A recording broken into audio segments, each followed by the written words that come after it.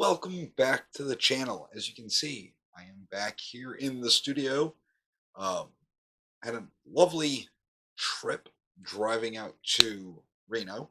If you watched the last video, pretty obvious. You could tell from the background I was in Reno.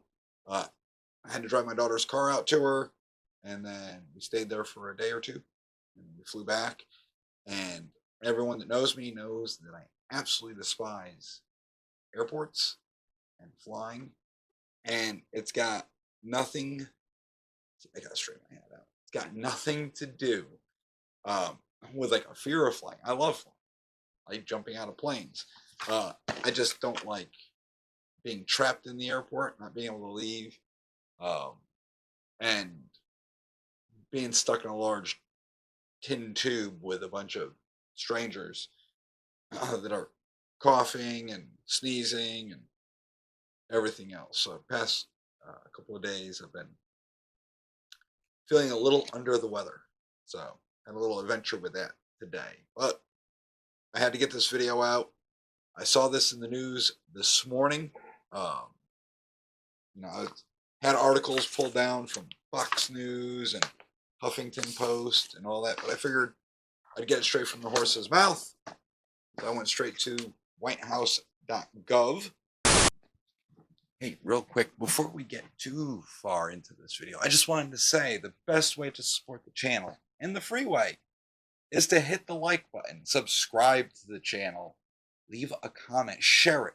That really does a lot for the algorithm, and it lets more people know this channel exists. Right? Interact with me. I'm always down there. Plus, down in the description below, you will find the link for the merch store. So if you want to get yourself some sweet merch, it's down there. Of course, we have locals, Patreon. You can become a member here on YouTube and get behind the scenes stuff. And coming up soon, a special anniversary video explaining everything. So if you want to see that, you're going to have to be a member. And of course, in this video, what we're talking about will be in the description below too, going to whitehouse.gov. All right, back to the video, guys. To get the fact sheet versus whitehouse.com, don't go there. It just shows my age when that used to be a thing. All right, so what am I going to be talking about? All right, so today, President Biden signed new executive actions dealing with the reduction of gun violence to save lives, right? Because we always want to reduce gun violence and we want to save lives. So it's the 1 year anniversary of their um, office they had created inside the White House dealing with gun violence. And to, I guess, celebrate this 1 year anniversary, he passed a bunch of executive orders. Now, we know executive orders are not law, all right? They don't have the teeth like law. That only comes from Congress. That being said, when he passes these executive orders, that's kind of like a free for all for agencies like the ATF to start changing definitions, creating new rules, and kind of doing what they want, right? Filling out their little dream sheet. Now, the Supreme Court has ruled that they cannot the Chevron deference, they cannot interpret anymore. It's got to be cut and dry, black and white. This is what the law says, and this is what you're allowed to do. You know just as well as I do, they're pretty much they're ignoring that one. All right. So let's get into the meat of the issue. All right. President Biden and Vice President Harris are announcing a new executive order directing federal agencies to improve school-based active shooting drills, combat emerging threats of machine gun conversion devices, and unserialized 3D printed firearms, as well as additional executive actions to advance the Biden-Harris administration's agenda to reduce gun violence to save lives. Now, let's go through these bullet points, okay?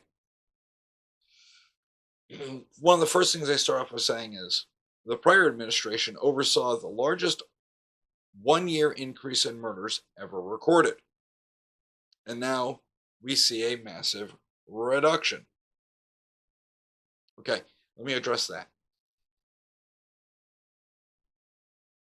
Under the previous administration, all the departments, all the agencies, and I mean like police departments, reported the gun crime, and the DOJ compiled it into a report. Well, now they've changed how the reporting is done.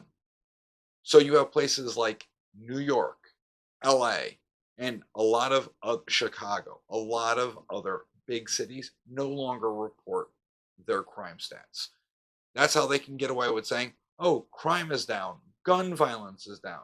Let me ask you this. Do you feel any safer? Do you feel like the city you live in or the surrounding areas, whether it be a major city or what, do you think it's better today than it was 4 years ago, 5 years ago, 6 years ago? I bet you're saying no. So they're lying to you. That's par for the course. You're gonna realize that. All right. The Department of Justice shows a homicide rate drop of 17%. Again, they're not reporting. So let's just move on to what this executive order consists of. All right. They want to combat emerging firearm threats, okay, by going after so-called ghost guns. Now, here in Connecticut, we've obviously made those illegal. But what are they talking about? They're talking about unserialized guns. They're not talking, I mean, they throw it into a bunch of groups like Numbnuts SKS that he had where he filed off the serial number. That's a ghost gun. But they're also talking about like your polymer 80s, your 80% lowers, which is going through the courts right now. Basically, the ATF is trying to say a block of aluminum is technically a firearm, needs to be serialized. We know that not to be true, and it's unconstitutional, and it is never, ever in the history of our country been illegal for a private citizen to build their own firearm for personal use. Now, if you wanted to build it and then sell it, then yes, it would be serialized and you would apply with the applicable paperwork. That's not a problem. They're trying to get rid of these home built kits because, you know, they really think, you know, the hood rats are buying these kits and sitting there in a little group, you know, kind of like arts and crafts time, and they're all building out their own custom guns, which they are not doing. So they're full of it. But there you go. They want to combat it by throwing more money at it, basically.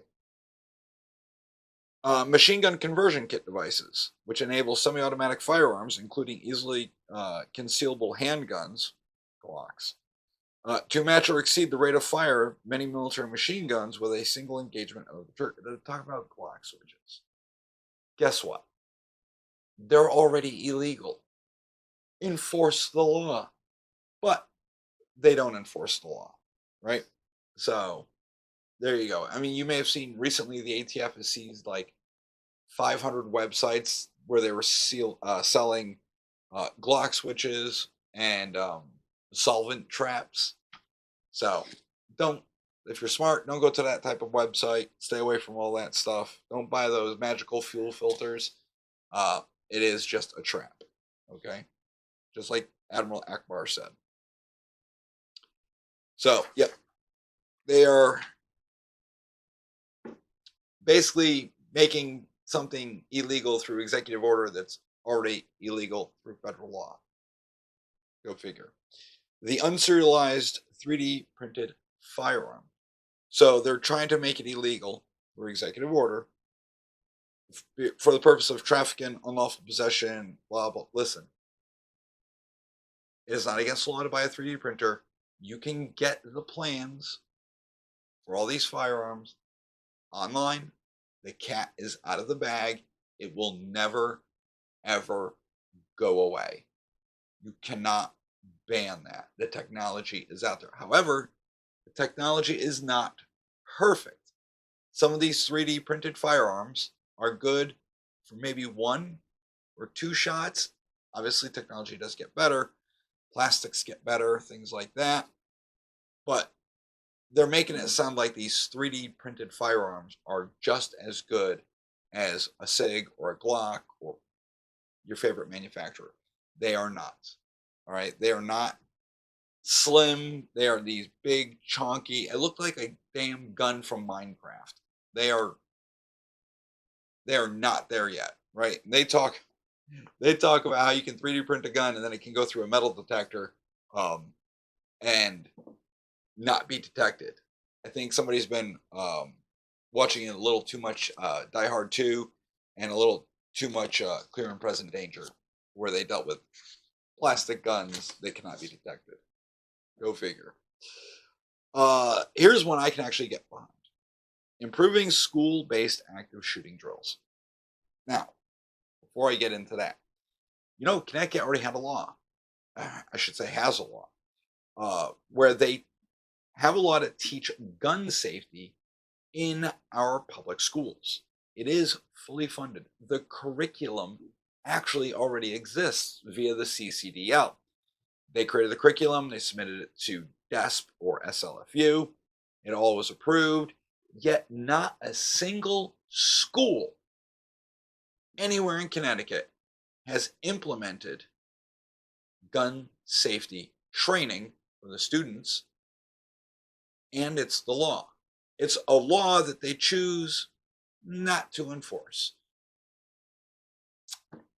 Couldn't tell you why. I don't know. I think every student from elementary, middle, high school, public, private, it doesn't matter. Required curriculum should be basic firearm safety. And we're not talking about taking the kids to the gun range. That's, to me, I'm all for it. I'd accept something as simple as like what the NRA offers with Eddie Eagle. Like, oh, you found a gun. This is what you do. Don't touch it, run, tell an adult, etc. That's fine. The curriculum for the CCDL is really good, and it's really much like that. Yet none of the schools have implemented it. They have no interest in it. I've even addressed it with uh, principals in various schools when I had children that were actually in public school, and little to no interest, no stomach for it. Okay. They're also talking about running drills for staff and things like that. It's never going to happen. All right. They're going to freak out. Now, Mrs. Guru's cousin, who lives in Vegas, is a deputy sheriff. And she was explaining to us that once a year, they have massive training for all the local area schools. Here's the premise of it: it's force on force training with like sim rounds. The schools are empty because there are no kids there, right? It's a summer break. They've got a bunch of role players in there to have the active shooter somewhere in the school doing active shooter stuff. The staff is there so they can practice barricading and all of that good stuff. And then the department gets to come in using force on force training, so sim rounds with each other. They have to go through the schools systematically, hunt down, find, and neutralize said active shooter. They're doing this so all the officers that are involved learn the layouts of the schools, learn where, different points of entry, different hiding spots, how to move through the school proficiently, fast to find and engage the threat. I think every department in the state of Connecticut should do that with their local schools. How amazing would that actually be? That during the summer break, they run these force on force drills with sim rounds to train staff and the local department on how to engage these threats. Because I'm not going to sugarcoat it, these are real threats. And they shouldn't be, but they are. So let's deal with the reality of the situation. Train these officers. Let's not have another Uvalde. Listen, you're a cop. Your job is to run into the gunfire, to run toward the danger, not hunker down and wait for backup and wait for, the SWAT team. Your job, first in, rush, go, do the job. It may be, a suicide mission, deal with it. That is what you signed up to do. And it drives me nuts when I see, oh, this department just kind of hung out while the bad person just kept doing bad stuff, because they needed backup. So we're not even going to be talking about like um, the other training that's out there, like Alice. I'm not knocking it. It's good training, but it's all like classroom stuff. There is no practical application to it. It's sit in a classroom, get the training, all theory. Theory is great, but I like the practical application. Role play it out. That's how we do it in the military. You don't just sit in a classroom like, this is how we're going to do a raid. This is how we're going to take down the enemy. You literally will build, not for every mission, but for those real complex missions. Like, for example, when they did the Bin Laden raid down in North Carolina, they built the compound and rehearsed over and over the raid.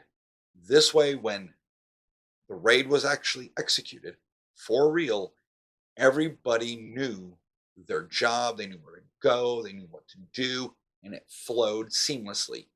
None of our guys were hurt, and we took out who we needed to take out. So let's do that at a local level with our schools, train the police, because we all know that the police training is absolute garbage. It's a joke.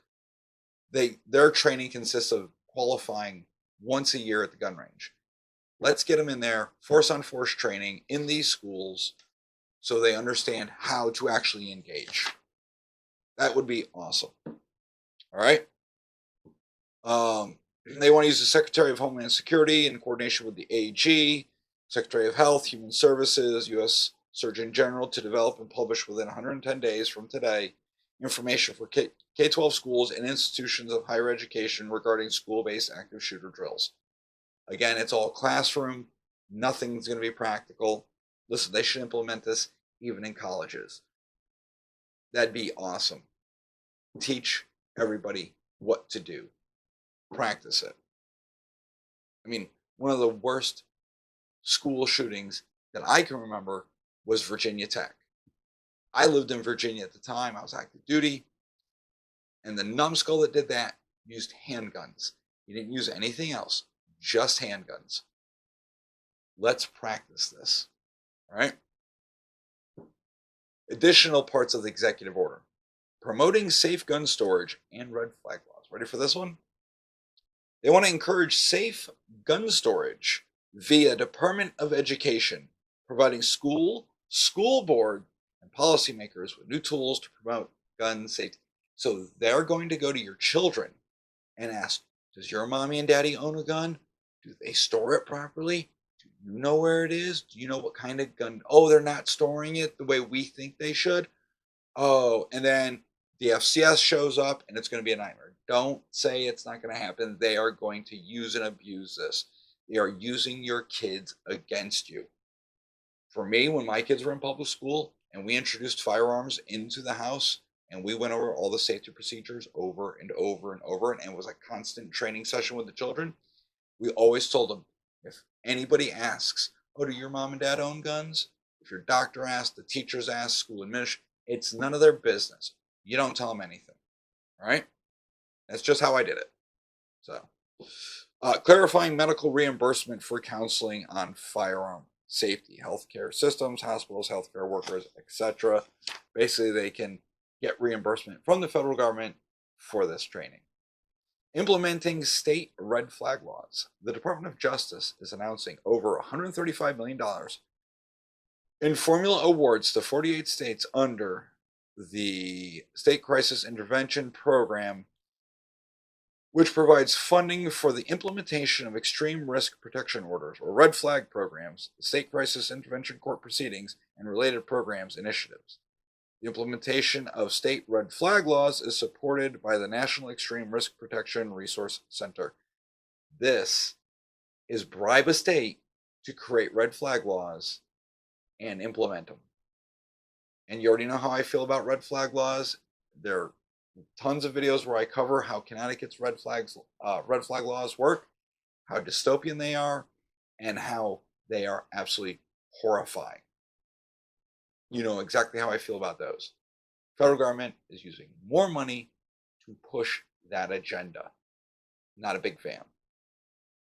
They want to fund community violence intervention systems, $85 million to go through 30 agencies and organizations to develop and expand their community violence intervention work, blah, blah, blah. We know that that's basically going to be a slush fund for all their little crony buddies. Medical reimbursement for violence intervention, which we talked about. This is just authorizing healthcare providers to be reimbursed by Medicaid for violence intervention programs. Improving gun background check system. They want to facilitate enhanced background checks for individuals under the age of 21. They're using the Bipartisan Safer Communities Act, which is a shill. It's a sellout. No real Republican that I know of wanted this. It was a bunch of rhinos. Okay. To enhance background checks for individuals under 21 trying to purchase a firearm. All right, and they go on to tout that, the enhanced checks that they already have stopped over 900 transactions, keeping guns out of the hands of dangerous individuals. I'm pretty sure criminals, gang members, and such are not going to FFLs and purchasing handguns or any other firearm through legal means. They are not filling out 4473s. They're buying them in the back alley. There's no checks, all right? So enhancing the background check only hurts us, the law-abiding citizen. It's not going to do anything to criminals because, again, criminals are not buying the guns at the FFL. Okay, hell, they're breaking into the FFL and stealing the guns. You think they're just stopping to fill out the 4473s, like, hey, we're stealing these 10 Glocks. Let me fill out all these forms for you. No, they're taking them and they're running. All right. Maximizing the enhanced background check with red flag laws. So they want to push more red flag laws. All right. And they're talking about if a person shows clear signs of being in crisis or a danger to themselves or others, under qualifying applicable red flag laws, they should not be able to buy a gun. So you're asking the poor guy behind the gun counter making minimum wage at Cabela's or Bass Pro or wherever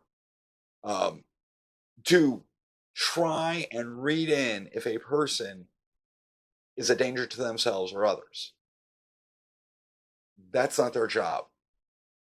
One of the questions in the 4473 and a DPS 67 is like, have you ever been adjudicated as mentally defective? Basically, have you ever been committed? Is there something wrong with you? And you have to be honest and forthright. Not like anybody lies on those. Not even getting into that. But the person behind the gun counter is not qualified to be making this. And God forbid they get somebody they don't like. And they're just like, yeah, I don't like how you look today. I don't like the way your name is. I'm not selling you a gun. They're not that is their right. I'm not saying, hey, they can't stop from selling you a firearm. That is within their right, and I wholeheartedly understand that. But you're asking somebody to assume, oh, you're in mental crisis, and then flag you, etc. That's not going on to go well. Okay, and I don't know anyone that's going to be comfortable doing that because you're going to end up red flagging people that really shouldn't be red flagged. Improving federal gun background check system again, and they're talking about in this section gun purchases for people under the age of 21 and trying to narrow down the boyfriend loophole. What is the boyfriend loophole? I've covered it in previous videos. I'm not a fan of it. It is basically, in the most roundabout way, here's the gist of it. If you get a restraining order placed on you from an ex, girlfriend, boyfriend, whatever, it doesn't hold as much weight as if it was against like your spouse. So you could just have a horrible breakup with someone you are not in a contractual relationship, as in like a spouse, not an immediate family member, and they can basically wreak havoc on your life forever because you broke up with them and they didn't like it, and it was just a really messy, nasty breakup because it's them, not you, type thing. And basically, you're going to lose your gun rights. They want to expand that. There's no protections. They want to expand the collection of gun violence data. Okay, they want to. They said there is a lack of reliable and timely data on gun deaths and gunshot injuries. So what they're going to boil it down to is they want to include like ADs, NDs. They're going to lump in suicides and a bunch of other things into the gun violence because they already do some of that now when someone decides to unsubscribe to life via firearm. That goes into the stats of gun violence. So when you're looking at those numbers, it's like 75 to 80% of that number is usually self-inflicted. But they want to include, mishaps at like the gun range when you have an ND and maybe accidentally shoot yourself in the leg, shoot yourself in the hand, or graze yourself. I've seen it happen, as in I've seen it at ranges where people get boo-boos, and because they're not training properly, or sometimes shit just happens, and that is going to get funneled now into the gun violence data, right? So a simple grazing, an ND, AD, so negligent discharge or accidental discharge, will be considered gun violence. Improving data for other things via CDC, blah, blah, blah. They want to address trauma resulting from gun violence for substance abuse, mental health services, blah, blah, blah. Just another way to curb your rights. Destroying crime guns. They want to ensure appropriate disposition of firearms that are seized by law enforcement. Did you know that there's a rash of guns being seized in, a bunch of people get arrested, gang members or whatever, and these guns are supposed to be disposed of, right? They're supposed to be destroyed, and they're not. They're ending up in the hands of other gang members or somehow finding their way across the border to drug cartels. Does anyone remember Fast and Furious? Exactly. They're talking about facilitating voluntary out-of-home storage to prevent firearm suicide.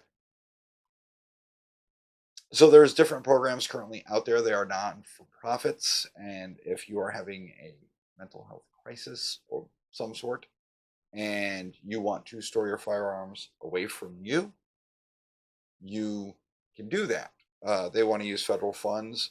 A number of states, including like Colorado, Louisiana, Maryland, North Carolina, Wisconsin, have developed gun storage maps where you can take your firearms to be stored during this time of period. But again, you're basically volunteering the information that you have a problem, which is going to be used against you and could potentially prevent you from getting your guns back. All right. This includes the Veterans Affairs to preventing veteran suicide. How about when a veteran shows up and asks for help, Arizona VA? You don't tell them, we can't help you, we don't have time for you, and then they go basically become part of the 22 out in the parking lot. Arizona, I call you out because you had a rash of that for a while, of veterans being failed. I can't complain about the VA system here in Connecticut. It's actually pretty good. I know some of you may differ. Me, I think it's pretty good. I can't complain. However, we all know the VA is currently using dirty schemes to remove veterans' Second Amendment rights by those veterans that may, from time to time, need a little help with finances. Not saying they can't pay their bills, like they need more money, as in maybe they need to help come up with a balanced budget. The VA then shoves them into the NICS system with a permanent red flag, which would prevent them or bar them from ever possessing or purchasing a firearm ever again for the rest of their existence, removing their Second Amendment right. Congress, a bunch of Republicans got together and tried to pass a law preventing the VA from doing this. It did not go anywhere. The Republicans had passed it, and I'm pretty sure the Senate killed it. Because, of course, they did.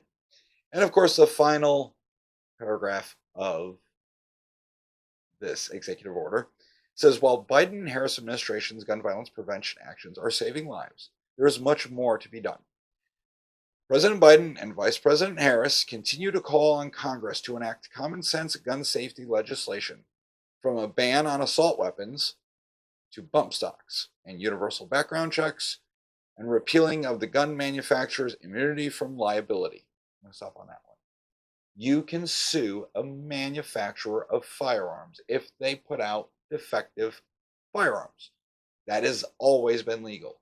What they're talking about is someone intended on doing mass damage using, say, a Daniel Defense or a Smith & Wesson or whatever, that the victims or victims' families can turn around and sue the manufacturer because they made that gun, right? That's like being able to sue Toyota because the drunk driver that slams into you was driving a Toyota. Well, if Toyota didn't actually build that car and promote that car for driving and advertise it that you could drive places and go places, it never would have happened. Well, then why don't we sue the distiller that made the alcohol that made that person drunk? No, we hold the person responsible, not the equipment they used. But I digress. They want to enact federal storage laws. Yes, because that always makes people safer. You know how the gun storage laws here in Connecticut work, how you had Ethan's Law and they turned it into some mutated mess that basically it doesn't matter if you're living alone. By law, you are supposed to lock up your firearms in a safe that a reasonable person would believe that you locked it up in, like, and made the firearm safely locked up in. If you're not in direct control of that firearm, it's so stupid. They want to enact federal red flag laws, specifically Blumenthal and Murphy want to implement, and they've been pushing for this for years, red flag laws across the board federally based on the way red flag laws work here in Connecticut. That means, clergy, healthcare workers, family members, blah, blah, blah, and concerned community members that believe you are a threat to them, to yourself or others, can basically sign an affidavit saying that you are as such, and then you have all your items removed. You never get to face your accuser. You will get a court date to plead your innocence sometime in the future. It does not go over well. Okay? And I've covered that. And they want to fully fund the community violence intervention programs and the Bureau of Alcohol, Tobacco, Firearms, and Explosives, also known as the ATF. The one agency that really enjoys shooting dogs. I'm a firm believer the ATF needs to be defunded, disbanded, and gone away, because they do nothing but infringe on my rights. You ever notice they always deal with the firearms? Very rarely do we see them dealing with the alcohol, the tobacco, or explosives. It's always the firearms that they're going after. That's weird. It's almost like they don't want us to have firearms to defend ourselves. But anyways, that is the executive order that was signed today. As of the time you are seeing this, it has already been enacted. Again, remember, these do not have the teeth of law. However, it does let the agencies run wild with it and reinterpret and change the rules. So stand by to stand by. That's all I have for you this video. You guys have a great time, and I will see you in the next video.